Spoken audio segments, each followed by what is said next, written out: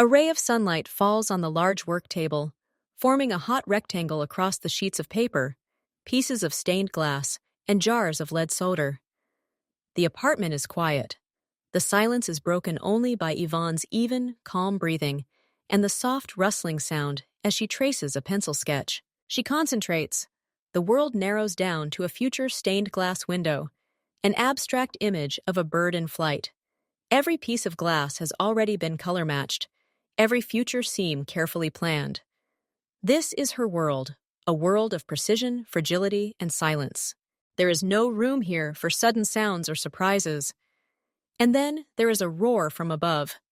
A dull, heavy thud, as if something massive and hard had been dropped on the floor.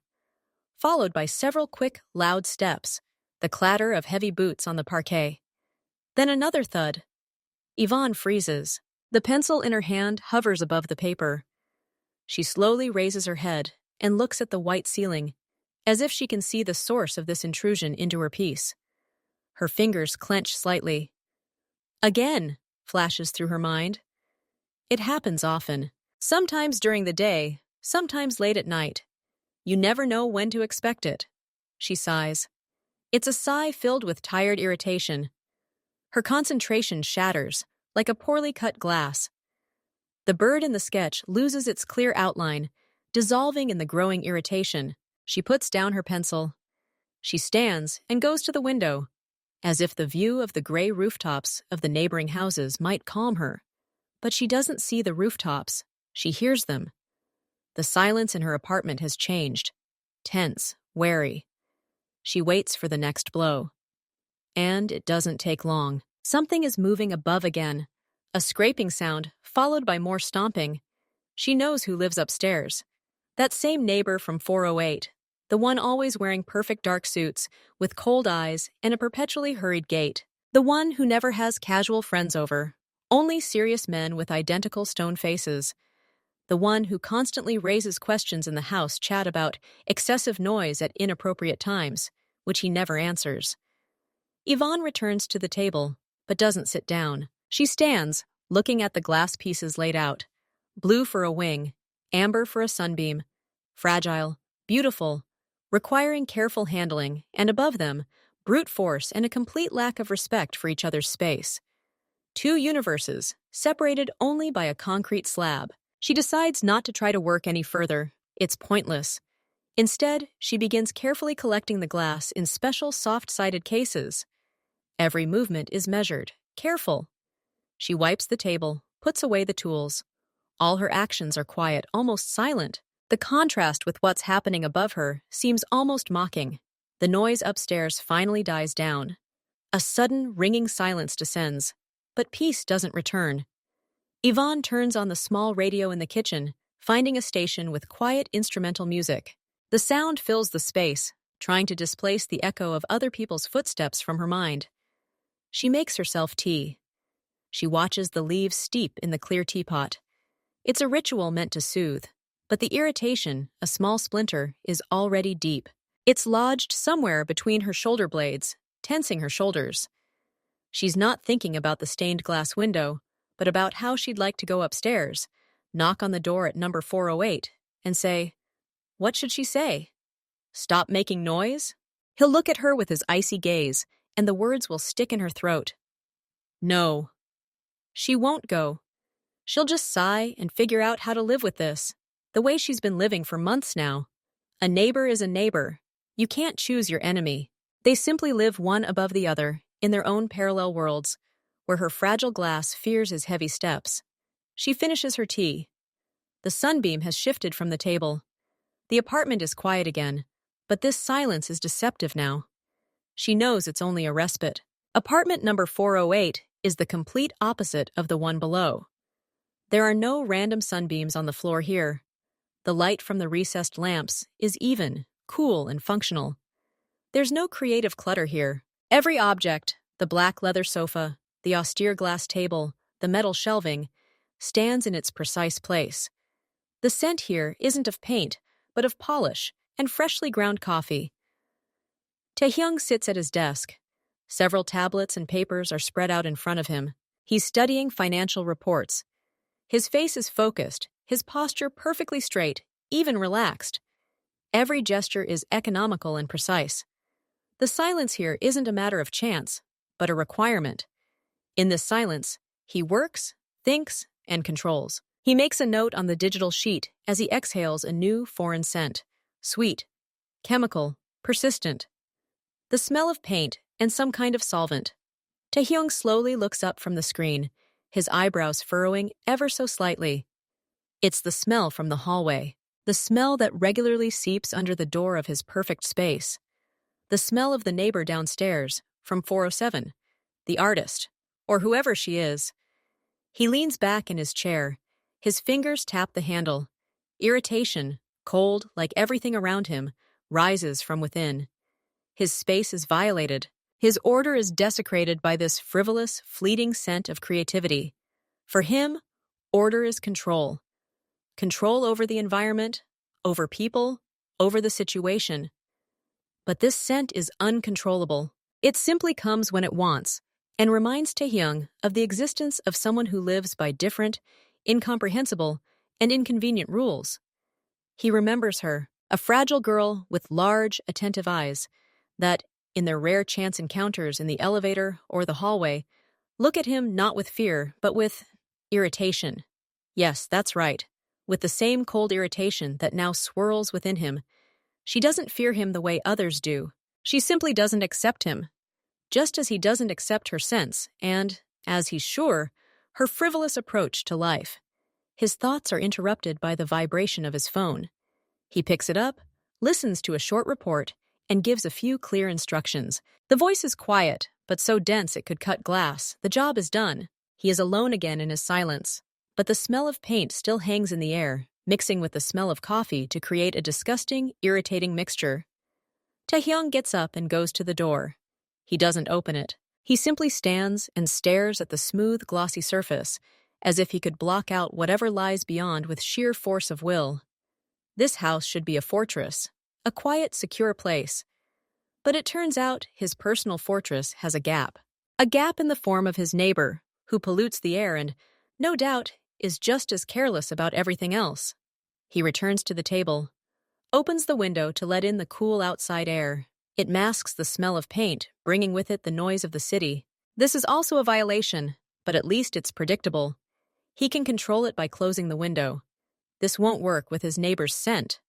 Taehyung returns to his work, but his concentration is no longer the same. He finds himself listening, not for the footsteps above. There's no one above. That's his territory.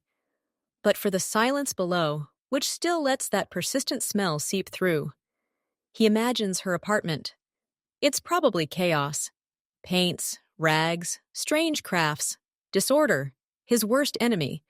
He decides to finish early. He closes his tablets and arranges the papers in a perfect pile. His movements are abrupt, a little more abrupt than usual. The evening is ruined, not by the noise, not by the shouts, but by something elusive, and therefore even more disgusting. He turns off the light in the living room and goes to the bedroom, also perfectly clean and austere. But even here, before sleep, he seems to sense the sweet tang of an alien, uncontrollable life in the air. The morning begins with a rush.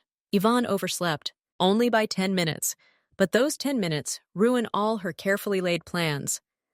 The meeting with the gallery owner is scheduled for 10, and the commute takes at least 40 minutes. She's not even ready yet. She rushes around the apartment, pulling on a simple dark dress as she goes, trying to tie her hair back with one hand and stuffing a folder with photos of her work into a large bag with the other. Keys, keys, where are the keys? She mutters under her breath, searching the hallway. She finds them in this pocket of yesterday's jacket. Rushing out of the apartment, she slams the door hard, checking to make sure it's locked. Then she runs down the short hallway to the elevators. She presses the call button and dances on the spot with impatience, glancing sideways at the clock on her phone. Come on, she whispers to the old elevator. The elevator arrives with a soft metallic clang. The doors slide open, and there is already someone inside, Hae-hyung. He stands in the very center of the small cabin, straight and impenetrable, in his impeccable dark gray suit. He holds a thin leather briefcase in one hand, the other hanging loosely by his side. His gaze, cold and appraising, meets hers, filled with haste and slight panic. For a second, time stands still. She's at the door, he's inside. Between them lies the length of an elevator car and a vast chasm of mutual misunderstanding. Yvonne takes an automatic step forward to go inside. Her mind is already racing. Just go in, turn away, endure 30 seconds of silence, go out. But she doesn't make it. His hand, hanging at his side, makes one small, precise movement. His index finger presses the button with the symbol of closing doors. He does it calmly, without fuss, without even changing his expression. He simply presses it.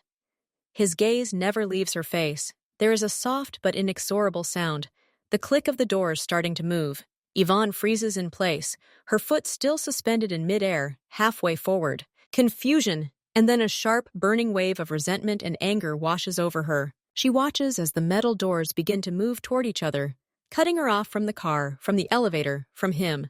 "Hey!" she blurts out, but it doesn't matter anymore. The doors close right in front of her nose.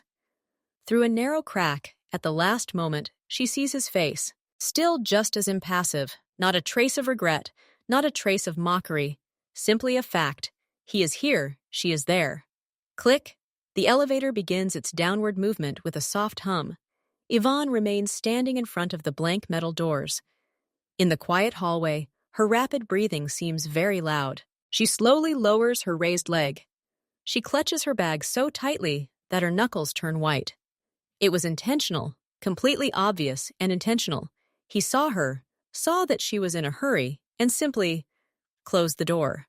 A cold fury, sharp and prickly like a shard of glass, pierces her chest. She doesn't scream or kick the elevator door. She simply stands and breathes, trying to swallow this lump of humiliation. Then she turns abruptly and heads for the stairs. She'll have to run down 7 floors. She'll definitely be late. With each step up the concrete steps, the rage doesn't subside, but hardens inside, turning into a hard, cold resolve. Good. Very good. Now everything is clear. She looked at him like an ill-mannered, noisy neighbor. And he looks at her like she's nothing. A place to be ignored. A door to be closed right in her face. Excellent. So be it. She runs out onto the first floor, straightening her bag. Her face is now as impassive and cold as it was in the elevator. War has been declared. Not loudly, not with words, with the push of a button, and she accepts it. The silence in the house in the evening is broken not by sounds, but by the vibration of phones. A new message appears in the residents' shared chat. Yvonne, relaxing after a long day, sees the pop-up notification and opens it. Message from 408. Attention. Cold water in the reezer will be shut off from 5 o'clock a.m. to 7 a.m. Scheduled maintenance. The text is dry, businesslike, and without unnecessary words. That's the perfect style. Replies immediately start appearing under the message. 407. Thanks for the info, writes an elderly woman from the first floor. 105. Understood. We'll stock up. 301. Will there be hot water? 408. Immediately replies, hot water, no change. The chat comes alive for a couple of minutes, with people asking clarifying questions and expressing their gratitude. Taehyung from 48 answers each one clearly and quickly, as if giving a briefing. He's in control of the situation, just like he is with everything in his life. Yvonne sits on the couch and reads through the entire correspondence. Her finger hovers over the screen. A vivid image flashes through her mind. His cold face in the elevator, the sliding doors, her own humiliation on the stairs. She sees his nickname, just an apartment number, no name, like a soldier or a prisoner. And it suits him so well, she could have simply given it a thumbs up, as many others did, or written a short, okay. It would have taken 2 seconds and would have put her in the general order, but she doesn't. She simply reads, watches others thank him, imagines him probably sitting in his sterile apartment, watching with satisfaction as everyone lines up virtually for the important information he delivered. No, Yvonne thinks. No. She exits the chat. Simply closes the app. Doesn't write a word. Her silence is her answer. Her small, quiet rebellion. He closed the door on her? Great. Now let him figure out for himself whether she received his precious message. let his perfect control fail on this small, insignificant point. Taehyung puts his phone down after answering questions. He's used to information being heard and acted upon. In his world, there are consequences for disobeying instructions. Here, of course, there won't be any consequences, but the principle itself is violated if someone ignores the rules. He automatically scrolls up the chat, checking who's responded. Most have. His gaze glides over avatars and apartment numbers. 101, 105, 203, 301. He's looking for one number. 407. She's not here. No thank you, no okay, not even a simple smiley face. Just emptiness. Her apartment number is silent in the general stream of responses. Taehyung places his phone on the table. His expression doesn't change. But somewhere deep, in the background, a slight, barely perceptible irritation arises. Like a draft from a crack. He warned everyone. It was the right thing to do, the responsible thing to do, the proper thing to do, and she ignored it. Deliberately. He has no doubt about it. So she's not just frivolous. She's also demonstrably disrespectful. She lives in this building, uses its utilities, yet she feels free to ignore the shared agreements. Her behavior is chaos, a challenge to order. Small but bold. He no longer opens the chat. But that silence from apartment 407 now hangs in the air of his immaculate space almost as tangibly as the scent of its paint. And it's no less irritating. Night falls on the house like a thick, dark blanket. In Yvonne's apartment, only a small lamp above the sofa is lit. She tries to read a book, but her thoughts are confused. The house seems quiet, and then she hears it. Not from above, but from behind the wall, from 408. Voices. Quiet, low, devoid of intonation. She can't make out the words, only the rhythmic hum of male speech. There are several of them, 3, maybe 4. No laughter, no raised voices. Just a steady, businesslike, almost monotonous exchange of phrases. This doesn't sound like a friendly get-together. It sounds like a meeting, late at night, on the other side of her bedroom wall. Yvonne puts her book down. She doesn't want to eavesdrop, but she can't ignore it either. These voices are another intrusion. They remind her that on the other side of the wall, there exists a world full of incomprehensible, perhaps dark secrets. The world of a man in black suits, who keeps his house in perfect order and receives nightly guests with stony faces. She turns off the light and lies down in the darkness, staring at the ceiling. The voices behind the wall become quieter, but they don't disappear completely. They become a vague hum, a background noise that's impossible to escape. She feels like she's not in her own apartment, but in the thin-walled neighboring one. And she absolutely hates this feeling. Meanwhile, Taehyung is standing by the window in his living room. His guests, 2 serious men in simple but expensive clothes, have already left. They were discussing work matters. Everything is clear, precise, decided. Now his apartment is once again perfectly quiet, the very silence he values, and this silence is broken by sound. Laughter, ringing, sincere, feminine. It comes from downstairs, from room 407. Through the window, open for microventilation. Then Yvonne's voice, quick and animated. She's clearly talking to someone on the phone, talking about some exhibitions, about color, about glass. Her words are unintelligible, but her intonations are lively, full of emotion. Then more laughter. Taehyung doesn't move. He stares at the dark windows of the house across the street. His jaw is slightly clenched. This laughter, this chatter. It's so light, useless. It carries no information, no purpose. It simply exists, like the chirping of birds outside the window. But for some reason, this chirping gets on his nerves. He's used to night being a time of silence, analysis, planning. A time when nothing should distract him. And here, this background of a strange, incomprehensible, and completely uncontrollable life. He can't order her to be quiet. He can't even ask politely. There's no noise in her apartment, just conversation. But this intrusion into the audio space, now seems almost impudent to him. He abruptly closes the window. The sounds from the street and below fade, muffled by the sealed glass. Silence returns. But the irritation at having to do this, at having his peace disturbed, remains. It settles like a cold sediment somewhere inside. Not only does she ignore the rules, but she fills the night air with her frivolity. She doesn't fit into any of the scenarios he understands, and that perhaps is the most irritating thing of all. On Saturday morning, Yvonne decides to clear out the clutter in her workshop. She's accumulated a whole box of glass scraps, too small to work with, but requiring proper disposal. She carefully packs the shards into an old, sturdy cardboard box, tapes it shut, and writes in large letters, "Caution, glass." The box is large and awkward, but not particularly heavy. She grabs it and heads out into the hallway, heading for the garbage chute at the end of the floor. And almost immediately, she realizes that she is not alone. Taehyung emerges from apartment 408, carrying a neatly tied black trash bag at arm's length. A meeting is inevitable. The hallway is narrow. They pause for a moment, assessing the situation. Yvonne clutches her bulky box. Taehyung stands up straight, his bag looking like it contains important documents rather than trash. He's the first to move.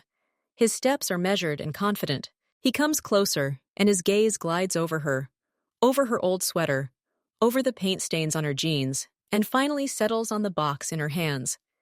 He sees the sign, glass. His gaze becomes appraising, slightly condescending. Not disdainful, but detached. The gaze of a man who sees inconvenience, disorder, and a potential problem. A gaze that says, "Why lug this junk like this and not another?" Yvonne feels a hot wave run down her spine. It's not fear. It's that same rage, cold and sharp. She sees that look. He looks at her and her box as if they were an incongruity, something that disturbs the purity and order of his Saturday morning. She doesn't look down.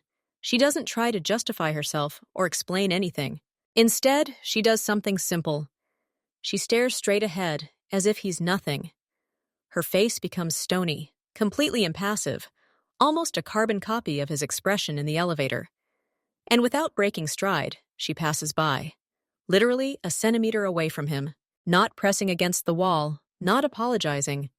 She simply walks forward, carrying her box of glass, as if it were just part of the decor. Taehyung doesn't expect this. He's prepared for being ignored in chat, for passive aggression, but such an open, calm disregard for his physical presence, not so much. He pauses for a moment, letting her pass.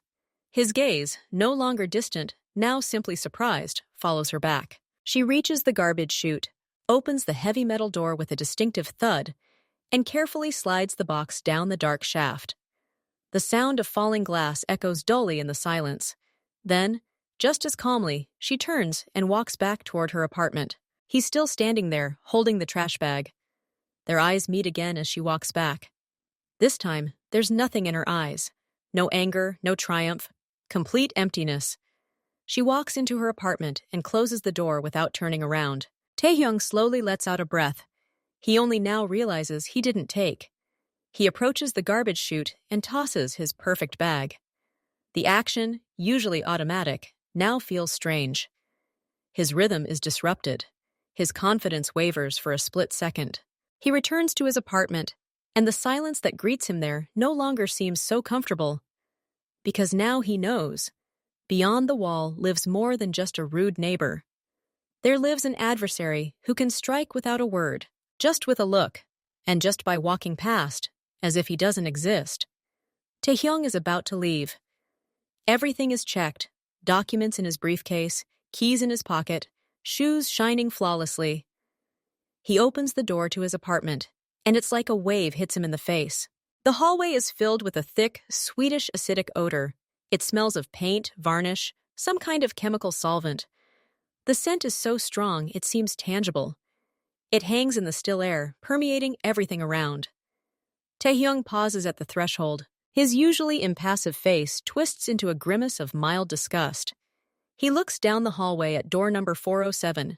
It's ajar, and the stench of creativity emanates from it like a geyser.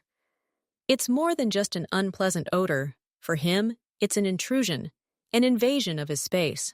His world begins beyond the door of apartment 408, but it also includes this part of the shared hallway. It should smell neutral here. Clean, perhaps like floor cleaner. Order should reign here. Instead, there's chaos in the form of paint molecules. He can't control it. He can't command the scent to evaporate.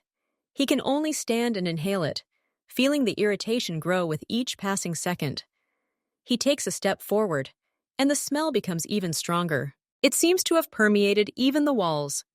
Taehyung frowns, his eyebrows draw together, forming a sharp vertical crease between them. He quickly walks to the elevator, trying to breathe through his mouth, but it doesn't help. The smell is everywhere. While he waits for the elevator, his gaze returns again and again to her half-open door. From within, soft music, the sound of running water, and the gentle tinkling of glass can be heard. She's there, in her own world of chaos, spreading that chaos beyond her own territory. The elevator arrives. Taehyung steps inside, and the doors close, cutting off the persistent smell. But it has already permeated his clothes and hair. He can smell it even here, in the sterile cabin. He's irritated by more than just this fact. He's irritated by his own helplessness. He can solve complex problems, influence people, but he can't deal with the smell of paint coming from his neighbor. All day long, this smell will periodically surface in his memory, like a persistent ghost. Disturbed order, and the culprit is known. Yvonne is waiting for a delivery. A new canvas, large and heavy, is needed for a major work. She stands in the hallway, listening, and hears footsteps and voices in the corridor. She opens the door. The scene that appears before her makes her freeze. Directly across from her door, at apartment 408, stands a tall, broad-shouldered man in simple black clothes. He has a short haircut and an impassive face. It's Taehyung's delivery man. He's accepting a heavy box from someone inside. And nearby, pressed against the wall, stands a delivery boy of about 18. In his hands, he clutches a long, narrow roll, her canvas. He looks frightened and uncertain. The broad-shouldered courier, preoccupied with his load, has inadvertently blocked the entire narrow corridor, and the boy, apparently, is simply afraid to pass or ask. Yvonne sees the teenager's gaze dart between the huge man and her apartment door. He's literally cowering. "Hey!" Yvonne says, stepping out. Her voice is clear. "He's here to see me. Let him through, please." The black courier turns around. His gaze glides over her without interest. He silently takes a half-step back, giving her some space. The delivery guy, blushing, quickly slips past and hands Yvonne the roll, muttering something unintelligible. Taehyung emerges from apartment 408. He's already wearing his coat, ready to leave. He sees his door, his delivery man, the frightened guy with the canvas, and Yvonne, who accepts the delivery with a cold, disapproving expression. Yvonne notices him. Her eyes meet his. And she, still holding the canvas, speaks. Her voice is even, but every sound is sharp as a blade. "You could instruct your people not to block the entire corridor. Some people are having a hard time getting through." Taehyung stops. He looks at her, then at his courier, who has already picked up the box and is standing there, awaiting further instructions. Then his gaze returns to Yvonne. There's ice in his eyes. "The hallway is a shared space," he says, equally evenly. "Sometimes you have to spend more than 30 seconds in it. That's normal." "It's okay not to scare people," she counters, not looking away. "Especially when they're just trying to do their job." They stand facing each other, separated by 3 meters of corridor, but the distance seems vast. The air between them thickens. "My man was doing his job," Taehyung says. "Your oversensitivity is not his problem." "My sensitivity is just politeness," Yvonne says, a sharp edge creeping into her voice for the first time. "I don't think you're familiar with that concept." She sees his eyes narrow for a split second. He doesn't answer. He simply stares at her for a few more moments, then nods to his courier and turns toward the elevator. His silence is louder than any sentence. He simply walks away, leaving her with the canvas in her hands, seething with rage. The courier leaves after him. The teenage delivery boy has already disappeared, running toward the elevators. Yvonne enters her room, slamming the door. She leans the canvas against the wall and closes her eyes. Her heart is pounding. This brief moment was like an electric shock. Cold, sharp. He didn't even try to understand. He was simply defending his territory and his people like a fortress, and he declared her an enemy at the gates. The next day, an official message from the management company appears in the building's chat. It's a dry text about scheduled maintenance on the electrical grid. The power will be out tomorrow from 9 a.m. to 5 p.m. Yvonne reads the message over breakfast. She marks the date on her calendar. This means tomorrow's workday is canceled. Without light, she can't cut glass under precise lighting or solder. She'll have to reschedule. She finishes her coffee and goes out into the hallway to throw out the trash. And she sees him. Taehyung stands by his half-open door. He's talking on the phone. His voice is quiet, businesslike, and full of confidence. He's making plans for tomorrow. He's talking about some important meeting that's supposed to take place here in his apartment.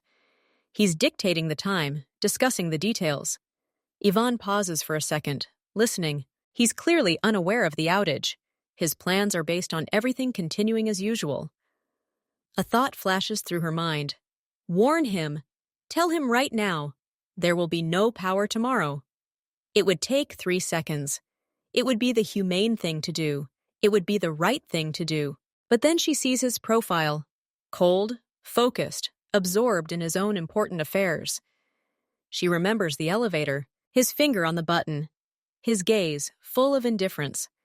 She remembers his words in the hallway about exaggerated sensitivity. She remembers the smell, which for him is a violation of order, but for her, simply a part of life. And this thought, to warn, dissolves. Another one arises in its place, clear and cold. Let him find out for himself. Let his flawless planning go awry. Let his important guests arrive to a dark apartment. Let him experience what it's like to have your plans ruined by someone's silence. Because someone didn't see fit to share important information, she walks past him toward the garbage chute without looking in his direction.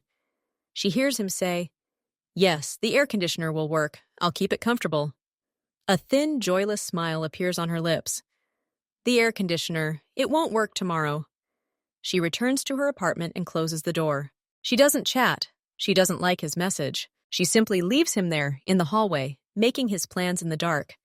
This is her quiet revenge, her way of restoring balance. He ignores her existence when it suits him? Excellent. Now it's her turn. Let tomorrow be a small but unpleasant surprise for him. A surprise she knew about, but said nothing about. The morning begins with tension. An invisible string is stretched between the doors of apartments 407 and 408, and it's about to snap. Inside 408, everything is perfectly prepared. Taehyun is already dressed in an impeccable dark blue suit. He's checking documents in a slim briefcase. Today is an important meeting. Not just important, critical. Potential partners, who are responsible for a major contract, are scheduled to arrive at his apartment. Everything must be flawless. The presentation, the coffee, the room temperature, the lighting. His mind is already calculating every step, every phrase. He can't bear the thought of failure. He goes to the door, does one last check, keys, phone, and opens it. At that very moment, with a dull click, the door opposite opens. Yvonne emerges from her apartment. She's wearing an elegant yet simple khaki dress, holding a large sketchbook. Her hair is pulled back into a sleek bun, and her face is focused. She has a meeting today with a gallery owner who might offer her a spot in a prestigious group exhibition. This is her chance, and she can't be a minute late. They freeze, each on their own threshold, like duelists on a battlefield. Their gazes meet in the narrow space of the corridor. In his eyes, a cold determination, polished steel. In hers, a sharp, icy resistance. No one says a word. There's no room for the usual good morning. There are too many silent blows in between. A closed elevator door, being ignored in a chat, an argument with a delivery guy, silence about the electricity. Each of these memories hangs in the air, making it thick and heavy. Taehyung is the first to move. He doesn't nod, doesn't give in. He simply steps forward, heading toward the elevator. His movements are confident, commanding. He presses the call button without looking at her. Yvonne, not wanting to show she's following him, pauses, as if checking something in her bag. But when the elevator arrives with a soft chime, she resolutely moves forward. They can't afford to wait for the next one. Time dictates its own rules. The elevator doors slide open, revealing an empty, cramped cabin. It seems smaller than usual. Taehyung enters first. He takes a position in the center of the far wall, facing the door. A classic, commanding stance. He places his briefcase in front of him, crosses his arms, and gazes straight at the metal doors. Yvonne follows him in. She chooses the far left corner, maximizing her distance. She sets the folder down, leaning it against the wall, and also crosses her arms. Her gaze is also fixed on the door, but she sees his reflection in the polished steel, blurred, distorted, but recognizable. The doors close with a soft hiss, the click of the locks seeming impossibly loud in the oppressive silence. The elevator moves smoothly downwards. The soft hum of the engine is the only sound. The air in the cabin doesn't feel like air, but something thick and viscous. It's saturated with everything that's been between them. There's no smell of paint here, only cleanliness, metal, and Taehyung's expensive men's perfume. But even that can't overcome the invisible tension. Yvonne feels every muscle in her body tense. She breathes evenly and shallowly, trying not to show her discomfort. She sees in the reflection how his shoulders are absolutely still. He is a statue of granite and ice. Taehyung, too, is aware of every detail. Her presence behind him is a pressure point, a magnetic field of repulsion. He can smell the faint scent of her shampoo, something neutral with hints of green tea. It's irritating. Even her scent, unlike yesterday's paint, now feels like an intrusion because she's here in his personal space of falling, breaking his concentration before the meeting. They're both thinking the same thing. Hurry. I wish these few seconds would end. I wish the doors would open, releasing them from this metal trap where the to share a few cubic meters of air, hating each of them. The elevator passes the 4th floor, then the 3rd. Everything is going fine. Something is happening on the 2nd floor. First comes the sound. Not just a normal thud, but a dull, metallic grinding sound, as if somewhere deep in the shaft, something huge and rusty has slipped out of place. The elevator car shudders. Yvonne and Taehyung instinctively grab the handrails at the same time. Their impassive masks crack, revealing surprise and wariness for a moment. The screeching sound is followed by a sharp, unpleasant jolt. The elevator jerks downward, then stops abruptly. The momentum throws them forward. Taehyung braces his foot against the floor, maintaining his balance. Yvonne momentarily loses her footing and presses herself against the wall, her eyes wide. The engine hum stops. There's absolute silence, so thick and sudden that your ears start ringing. The light in the cabin dims. The bulbs dim, flickering once or twice, but don't go out completely. They now glow with a dim, yellowish light, casting long, flickering shadows. This is the emergency power supply light. The elevator is not moving. They are stuck.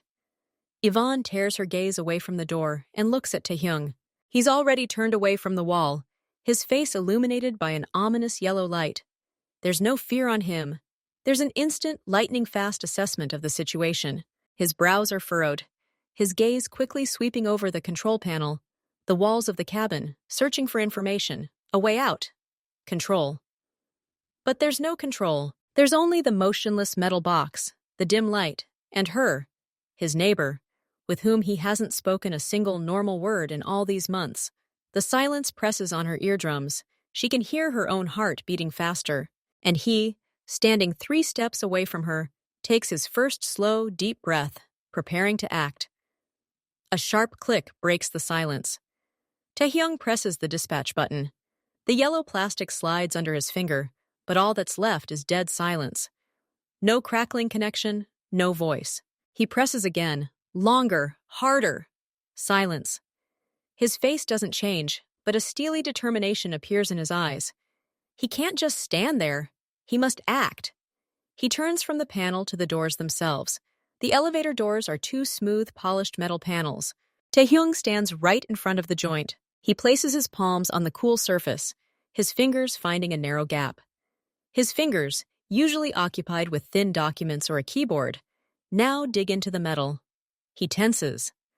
The muscles of his back and shoulders clench beneath the fabric of his expensive suit.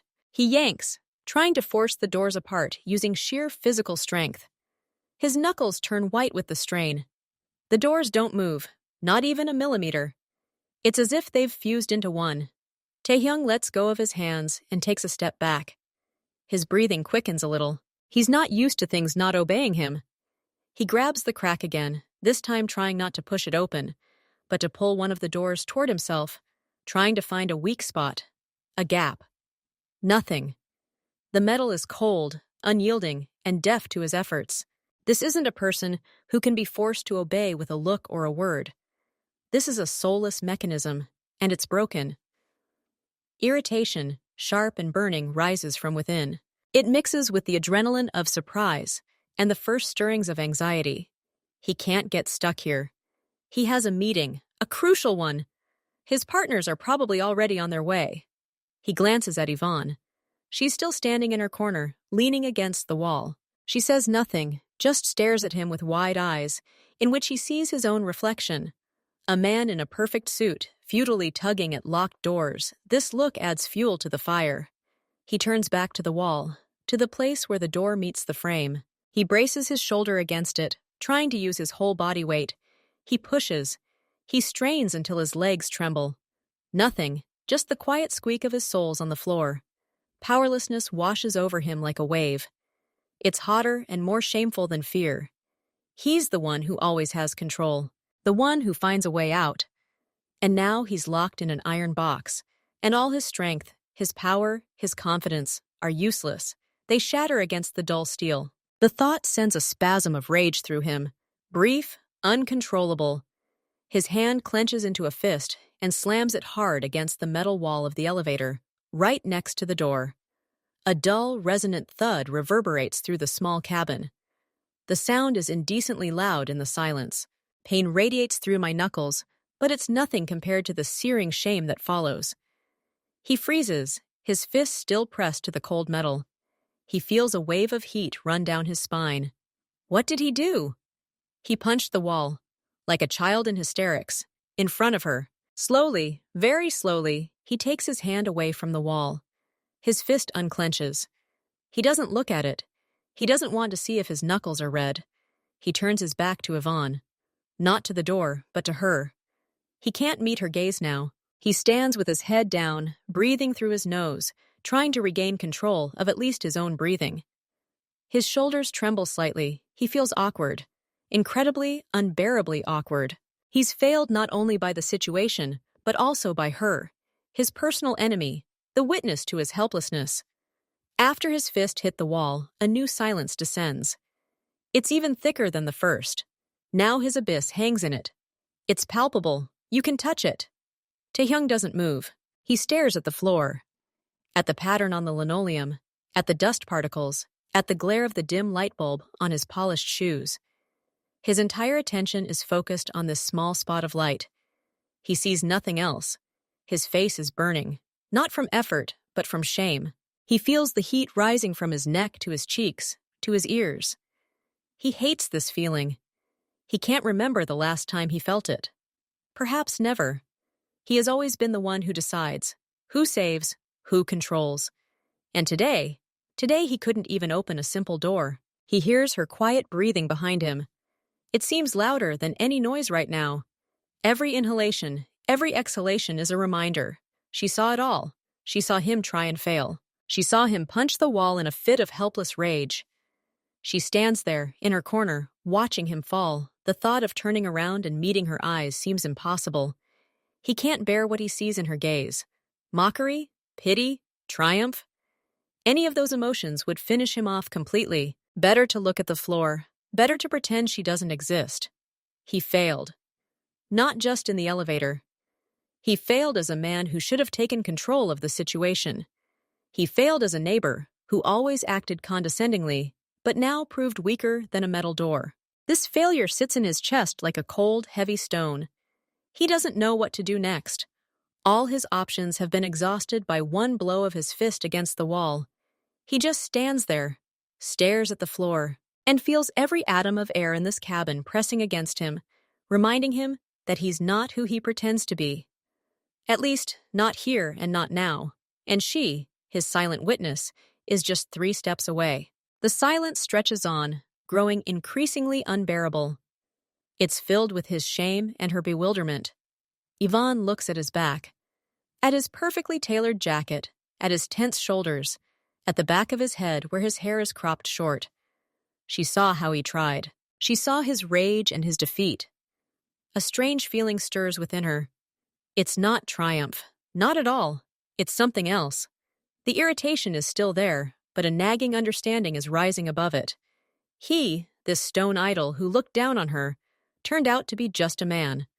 A man who is not omnipotent, who also gets scared and awkward. She's scared too. The elevator is a cramped, enclosed space, and it's not moving. Panic tickles her ribs, like cold shivers.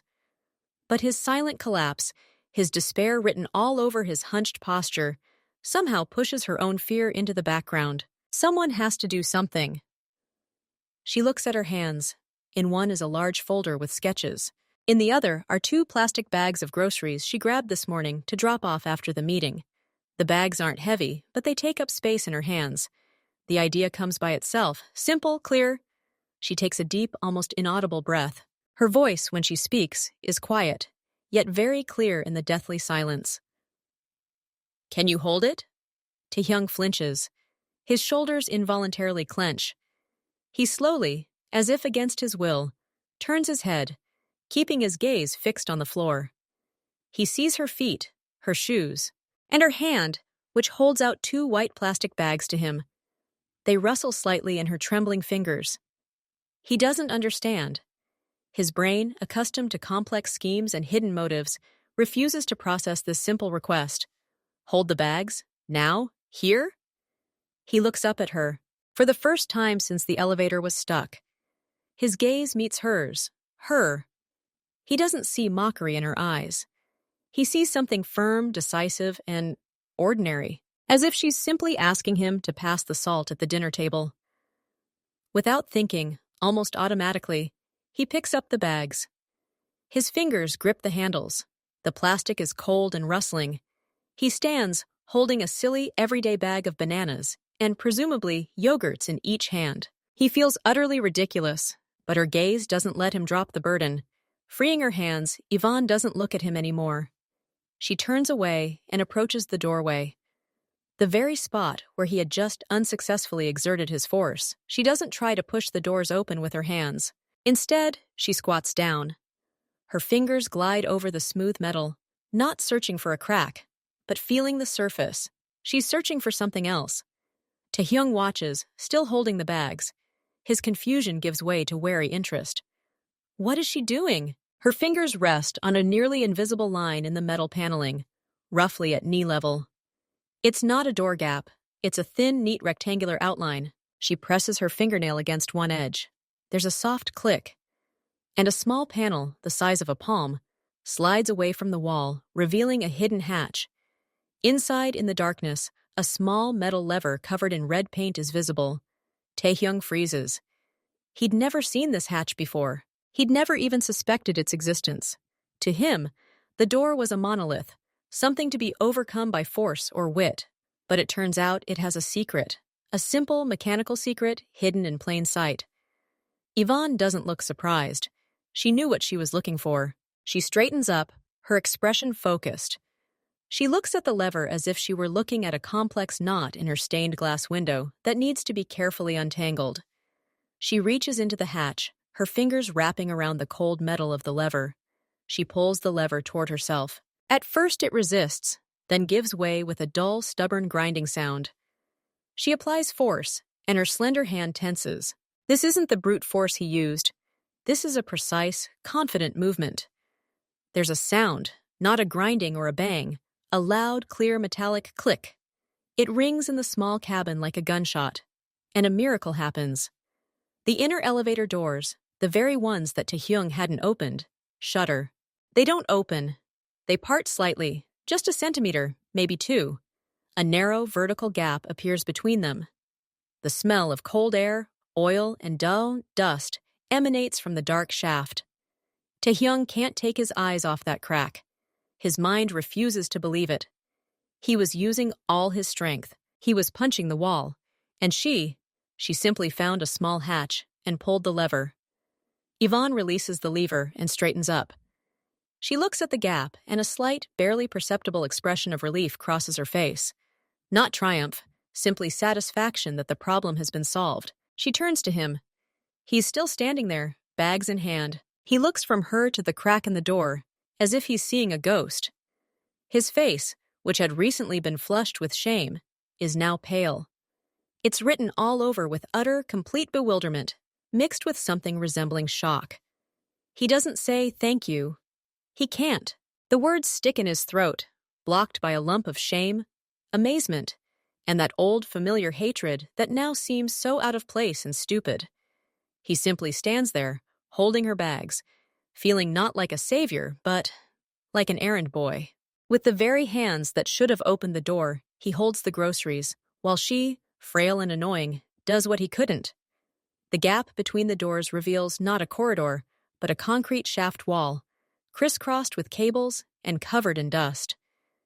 The elevator is stuck between floors, but directly opposite, at waist level, the edge of the concrete floor they could reach is visible.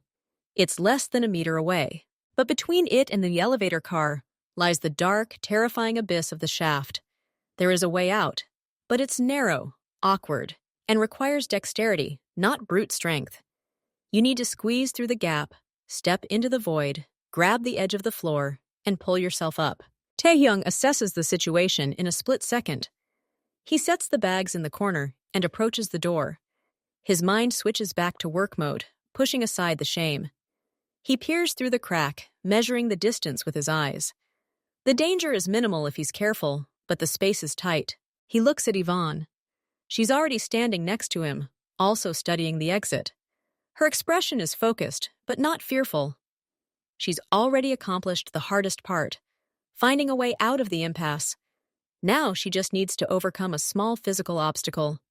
"You first," he says quietly. His voice sounds hoarse after a long silence. It's not a suggestion, but a statement of a logical fact. She's smaller, so it'll be easier for her to squeeze through. And if she stumbles, he can steady her here from the cockpit. Yvonne nods without looking at him. She doesn't argue. She turns sideways to the gap, assessing the best way to squeeze through. Her dress might get in the way. She considers it for a moment, then simply picks it up with her free hand, revealing her knees. Taehyung looks away, but his hand moves automatically. As she begins to push through the narrow gap, he instinctively places his hand under her elbow, providing support. His touch is quick, businesslike, without pressure. Simply supportive. Her skin beneath his fingers is warm and unexpectedly alive. He immediately removes his hand as soon as he realizes she's firmly planted on the edge of the cabin, preparing to jump. Yvonne pays no attention. She takes a short, confident step across the chasm. Her hand catches on the ledge of the concrete floor. She hangs for a second, but then pulls herself up and deftly rolls onto the hard surface of the floor, disappearing from his sight. Taehyung pauses, listening. The sound of her footsteps on concrete can be heard. Then her voice, quiet but clear. "I'm out. The passage is clear." Now it's his turn. He takes the bags in one hand again, he can't throw them here, and turns to the gap. He's broader than she is, in the shoulders. He'll have to squeeze through with difficulty. He takes off his jacket and throws it over his shoulder with a quick movement, along with his briefcase. This makes the task easier. He squeezes through the gap. His suit rubs against the dirty metal. He doesn't notice. He takes the same step into the void, his hand reaching for the edge of the floor, and then he sees her hand. It's extended to him from above. The palm is open, the fingers are outstretched. He hesitates. Accept help? From her? After everything? His pride screams no! But logic dictates that pulling himself up with bags in one hand will be more difficult. For a second, their gazes meet. There's nothing in her eyes but practical necessity. No triumph, no mockery, just a hand that can be used as a fulcrum. He extends his free hand. His fingers encircle hers. Her palm is smaller, but her grip is confident and strong. Surprisingly strong for such a fragile-looking hand. Their fingers brush. His are cold from the metal of the door, hers are warm. The touch lasts just long enough for him to push off from the cabin with his foot, pulling himself up and onto the hard floor next to her. As soon as his feet touch the concrete, he lets go of her hand. She immediately pulls hers away. The touch lasted only a second, but it seemed to leave an imprint on his skin. Gentle, yet distinct, contrary to everything that had happened between them before. They're standing in the stairwell. The dim light from the window falls on them. Both are a little out of breath. Taehyung now has his jacket slung over his shoulder, his shirt slightly wrinkled at the collar, and a streak of dust from the door visible on his trousers. He looks imperfect. Yvonne stands nearby, adjusting her dress. She, too, is covered in dust. A dark streak of dirt is visible on her palm, where she held the lever and then his hand. Silence falls upon them again, but now it's of a different quality. Not hostile, but awkward, overwhelmed by what just happened. Taehyung is the first to come to his senses. He silently hands her the bags. She takes them just as silently. Again, their fingers don't touch. He brushes off his jacket, puts it on, and straightens his tie. All his movements are sharp and precise, as if he were getting ready for an important meeting, not standing in a dirty stairwell. He doesn't look at her. She takes her folder, which he took out along with the bags, and also dusts herself off. He glances briefly at his watch. His face hardens. He's late, very late. Without a word, without a nod, he turns and begins descending the stairs with quick, resounding steps. His figure quickly disappears around the bend. Yvonne hears his footsteps fade downstairs. Then the front door slams. She stands there for a few more seconds, staring into the void where he'd just been. Then she sighs slowly, heavily. She's late too. But she doesn't have the strength to run. She feels a strange emptiness, as after a long, hard day's work. She turns and slowly, step by step, begins to climb up to her apartment, to her normal, predictable life, which will never be the same again. The meeting with the gallerist was nervous. Yvonne was late, distracted, but seemed to have made a good impression with her work. The gallerist asked her to think about it and respond in a week. She returned home late, exhausted both mentally and physically. All day, fragments of the morning swirled in her head. The creaking of the elevator, his helpless face, the cold metal of the lever, the firm grip of his hand. She goes up to her floor, rummages through her bag for her keys. She approaches the door and stops. A huge bouquet sits right on the floor by her door. It's not wrapped in brightly colored paper, but in simple, rustic craft paper, which only emphasizes the luxury of what's inside. She leans over. Orchids, white, whimsically shaped like exotic butterflies, and calla lilies, long, elegant, dark burgundy, almost black. Flowers of impeccable freshness, expensive, rare. You won't find them at the local convenience store. They were clearly specially ordered. There's no card poking out from the greenery nearby. Yvonne carefully pushes aside the leaves and finds it. A simple, solid white card without any embellishments. She picks it up. On the card are a few words, written in a clear, almost architectural handwriting in black ink. Thanks for your help. Thanks to you, I wasn't late for the meeting. KT. Yvonne reads, then rereads it again. The letters don't blur. They're clear, like they're engraved on metal. She slowly squats down in front of the bouquet. She doesn't touch the flowers. She simply looks at them, at their cold, perfect beauty, at their silent, precious eloquence. Thank you for your help. He wrote it. The same man who closed the door on her, who looked down on her, who ignored her in chat. He thanks her because she did what he couldn't. The irony of the situation burns like ice. She feels no joy, no victory.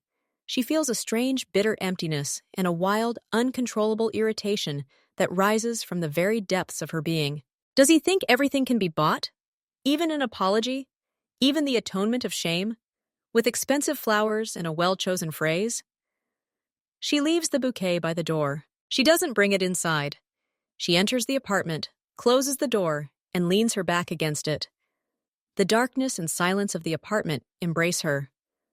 But the silence now rings from these words on the white card, which are not a request for forgiveness, but an official thank you, like a report on work done. He didn't apologize. He thanked her, like a boss to a subordinate. And with that, He unwittingly put the vows a finishing touch on their current confrontation, a point that makes her shake with pure, unadulterated rage. Morning brings no peace. The bouquet stands by the door, a silent reproach or a monument to her own weakness. She couldn't throw it away during the night. That would have been too childish, but bringing it into the house would have meant accepting these strange, twisted rules of the game. She has an idea. The best one. She carefully, without touching the flowers, picks up the entire arrangement.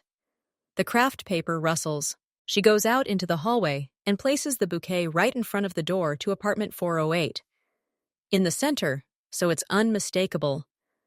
Then she returns to her room and picks up a receipt from the art supply store. A recent purchase, glass and lead for a new stained glass window. The amount is round. Impressive. She circles it several times in red pen, making sure it's obvious. On the back of the check, she writes clearly in block letters, trying to make her handwriting as businesslike as possible, almost as impersonal as his. For the broken glass. IK. She comes back out. She pins the receipt directly to the craft paper, next to the luxurious burgundy calla lilies. The arrangement takes on an absurd, surreal look. Expensive flowers and a receipt with a red amount. She takes a step back, looking at her creation. There's no smile on her face. There's a cold satisfaction. He's appreciated her help with money, embodied in flowers. She's appraising his contribution to her life. A ruined workday, the stress, with a specific sum. All honest, all businesslike, just the way he probably likes it. She returns to her room and closes the door. Now it's his turn to watch this silent dialogue at his door. He comes in the evening. Not the next day, not the next hour. That same evening, Yvonne hears a firm, measured knock on the door. Not insistent, but not to be ignored.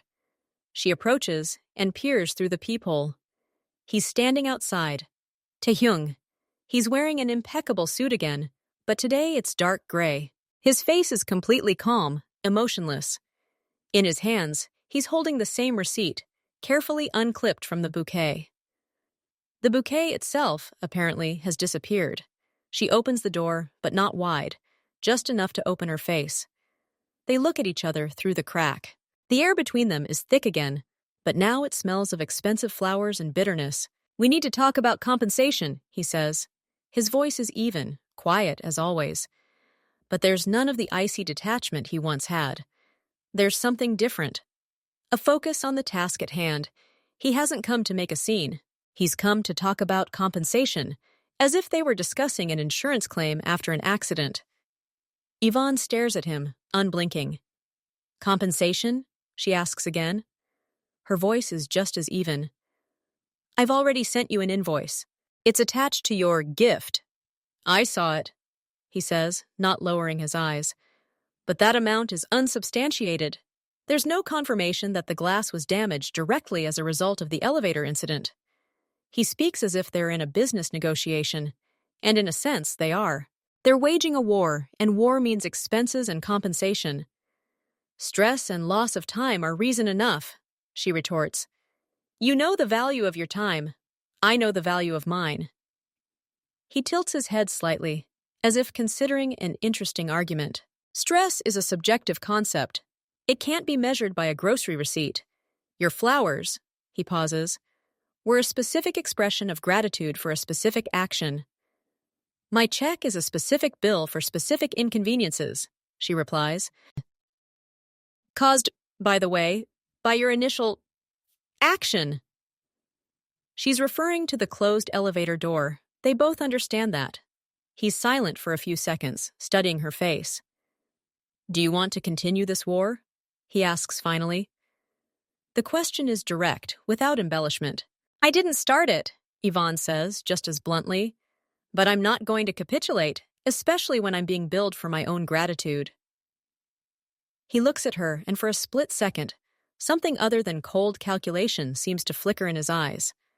Something like respect for a strong opponent, but it fades instantly. Okay, he says. Then let's set some rules. Open ones, clear ones. He stands at her door, offering not a truce, but something stranger. a regimen of hostility. And she, looking into his impenetrable eyes, understands there is no other way out. The game has begun, and now she must play to the end. This time, it wasn't just one of them who was causing the trouble.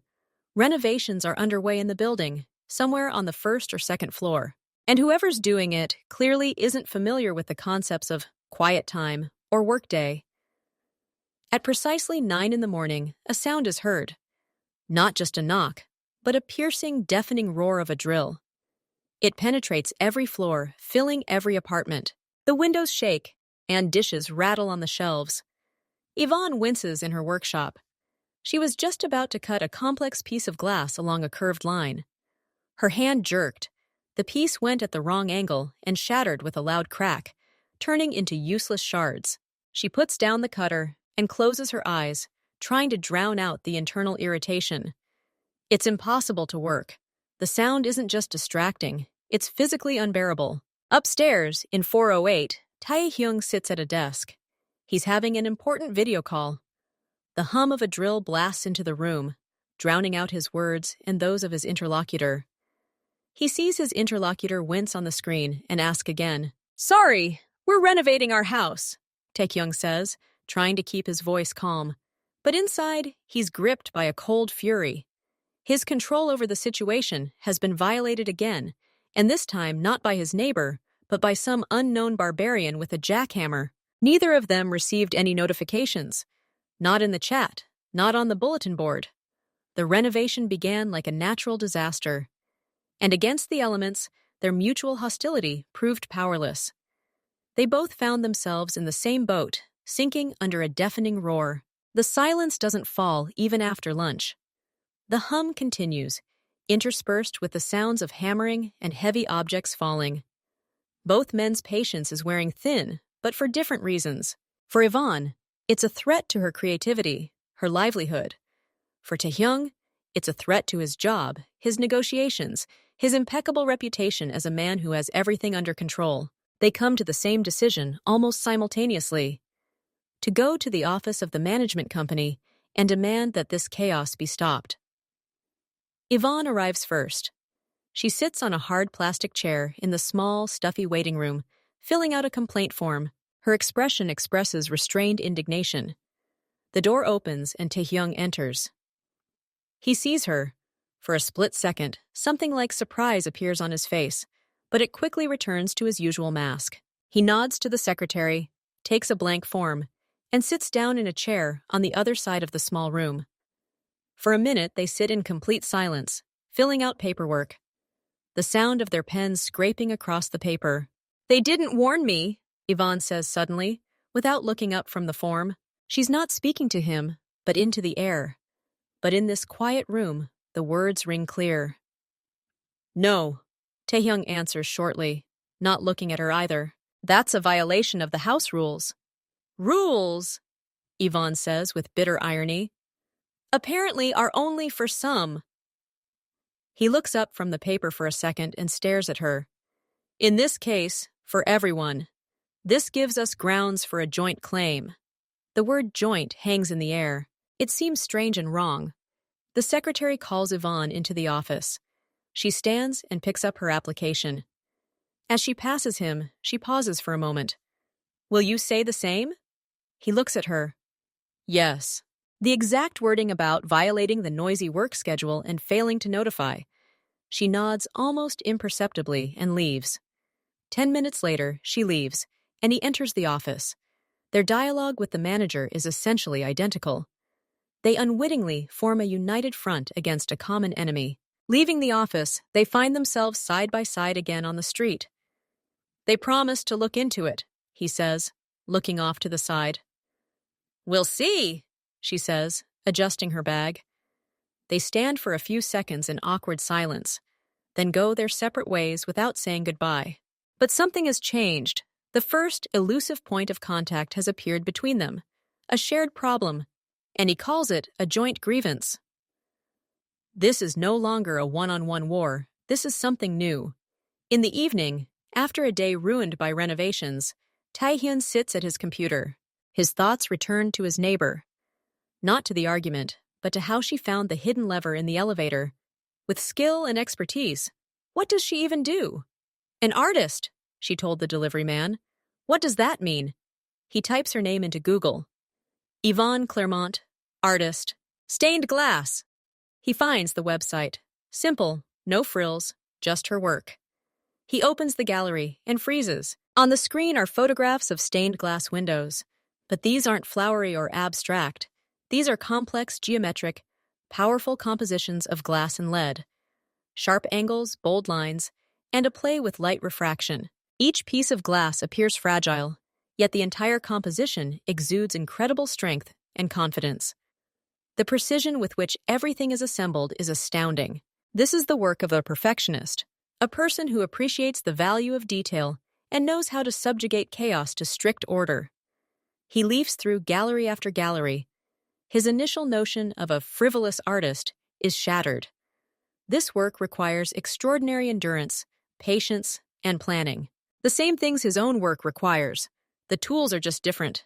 He closes the website and leans back in his chair.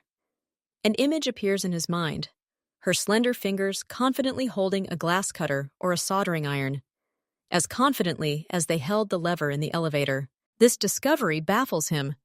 At the same time, Yvonne stands by her kitchen window, drinking tea. She looks out at the darkening courtyard and sees him.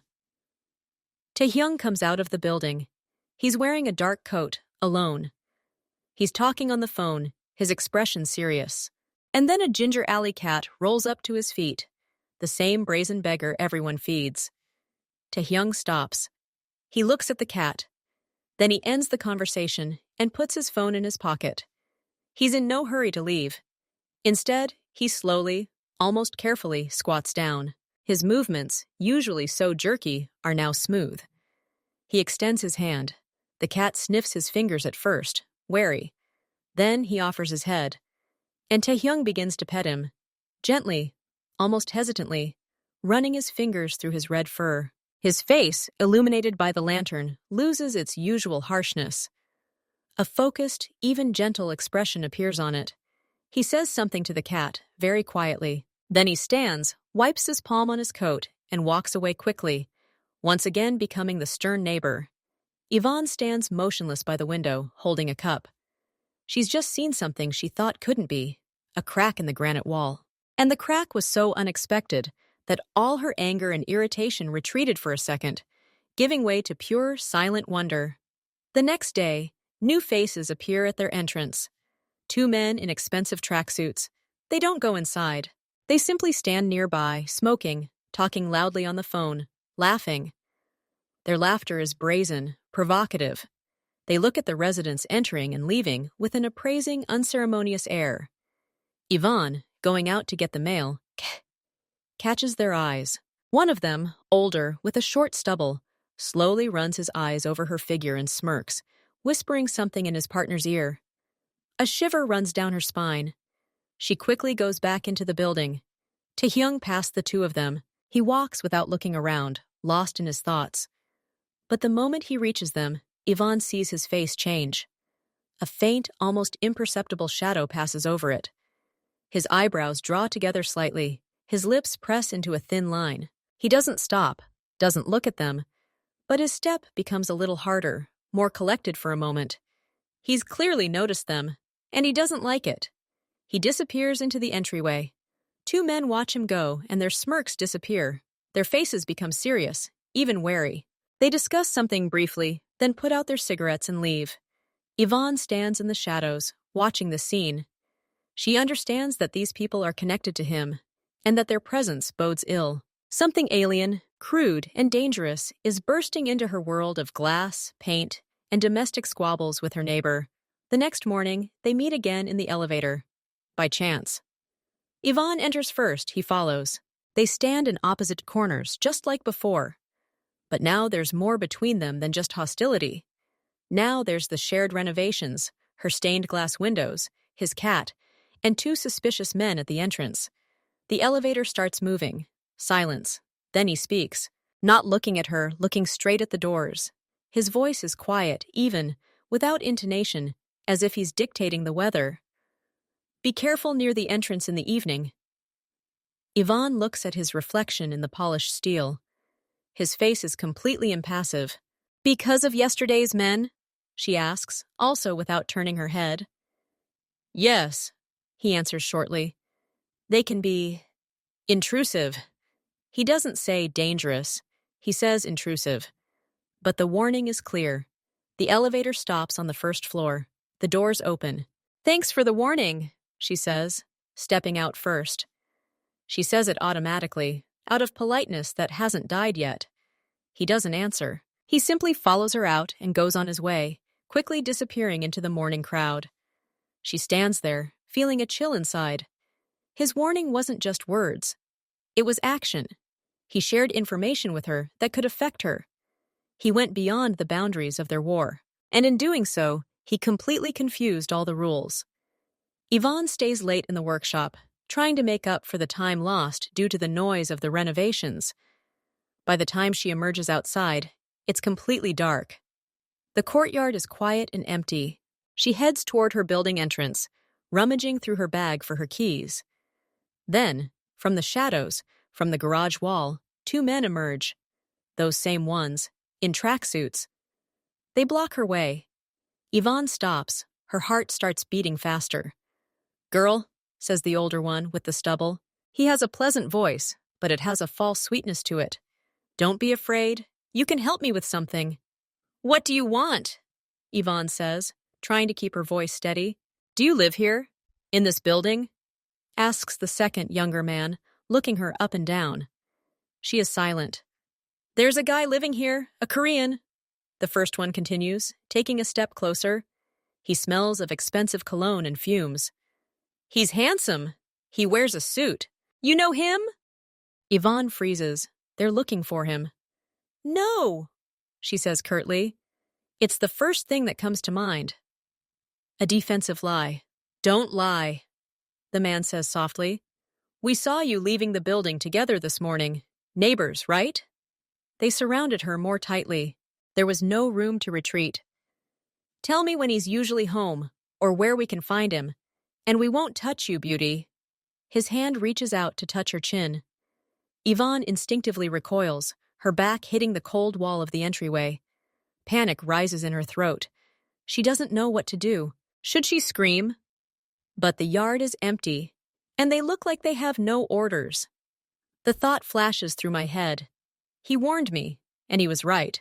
A couple of seconds pass before the man reaches for her. A shadow appears from the dark doorway. It moves quickly and silently. Taehyung. He doesn't run, doesn't shout. He simply steps into the streetlight and stands between Yvonne and the two men. He does it so naturally, as if he's just coming over to talk to his neighbor. He stands up straight, his arms hanging loosely by his sides. He doesn't adopt a fighting stance, but his entire posture, every muscle, radiates such a dense, cool confidence that the air around him seems thicker. "Do you have any questions?"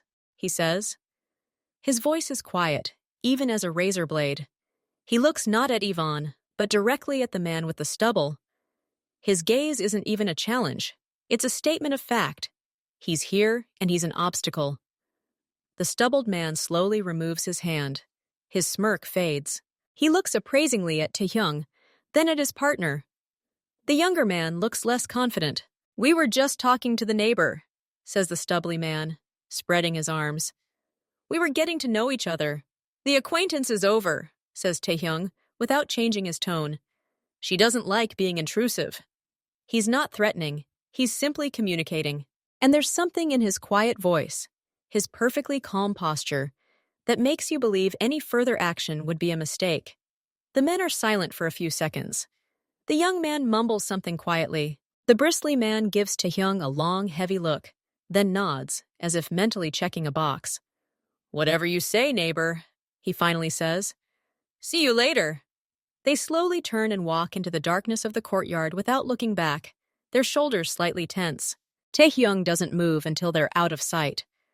Then he slowly turns to face Yvonne. His face is still impassive in the lantern light, but his eyes are intent. "Are you okay?" he asks curtly. She nods, unable to speak. The trembling she's been suppressing now comes to the surface. She wraps her arms around herself. "Come inside," he says, retreating to the front door and holding it open. This isn't a suggestion, it's a directive, practical and necessary. The next day, Yvonne discovers she's lost her keys. She searches her bag, her pockets, her workshop. Nothing. She's panicked. Both the apartment and workshop keys are gone. She remembers the previous evening. Her bag slipped from her trembling hands as she ran into the building after he left. Perhaps the keys fell out then. She goes down to the stairwell, searches every corner, every landing between floors. Nothing. In the evening, when she returns from calling a locksmith, now she has to wait for him at an inconvenient time, she looks into her mailbox, hoping for a miracle. A miracle has occurred. Her ring of keys lies on the envelopes, and a white card, just like the one in the bouquet. "Be more careful, KT." She takes the keys. They're cold. She notices a new key on the ring. Brand new, shiny. She looks at it, then at the card. "Be more careful." It's not a reproach. Is it concern? No, that can't be. It's simply a statement of fact after yesterday. She goes up to her room. As she passes his door, she sees fresh scratches around the keyhole. The old lock is gone. In its place is a new one, massive, with an armored escutcheon. He changed the lock, and judging by the new key she has, for some reason, he took an imprint of her lost keys and made her a duplicate. Or did he simply put her found keys in the drawer, adding his new one? It's confusing, but the fact remains, he found her keys. He didn't throw them in the trash. He didn't keep them. He put them in her drawer with a terse warning, and he secured his own door. Practical, effective. And again, a step beyond their war. The power goes out again in the house. This time it's scheduled, and everyone in the chat is warned. The evening plunges into darkness. Yvonne finds an old candle in a desk drawer and lights it. Flickering light fills the small room, casting dancing shadows. The silence, without the usual background hum of household appliances, seems loud. She can't sit still in the apartment. She goes out into the stairwell. It's dark there, too. Only the faint light of the moon filters through the window on the landing. And she sees another light. A little lower, on the landing between floors. Taehyung. He's sitting on a step, leaning against the wall. In front of him, on the step above, sits a simple glass jar with a thick candle burning inside.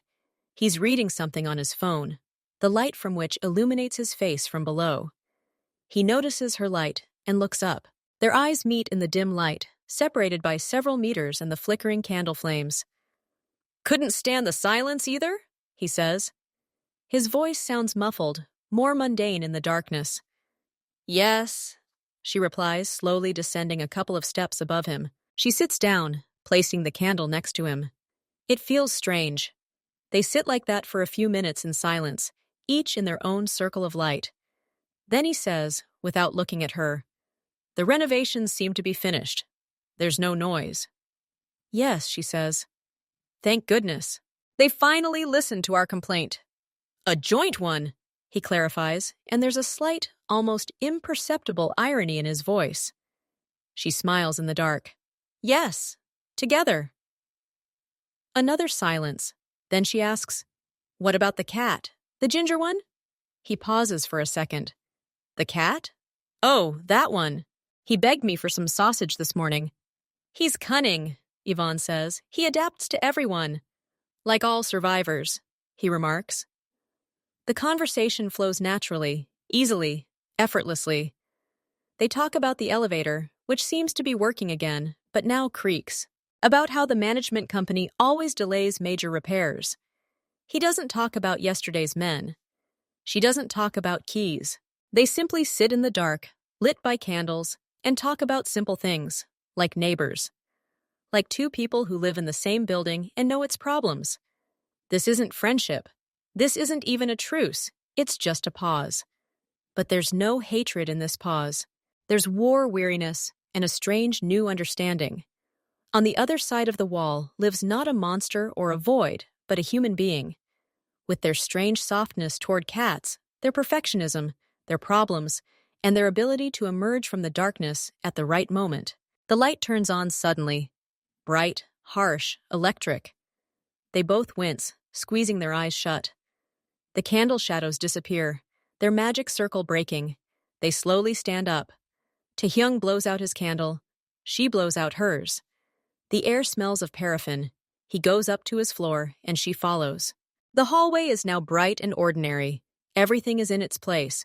Her door, his door, the rug, the light bulb hanging from the ceiling. They approach their apartments at the same time. They stop. The awkwardness returns, but now it's of a different kind. Not hostile, but hesitant. Yvonne turns to her door, inserts the key into the lock.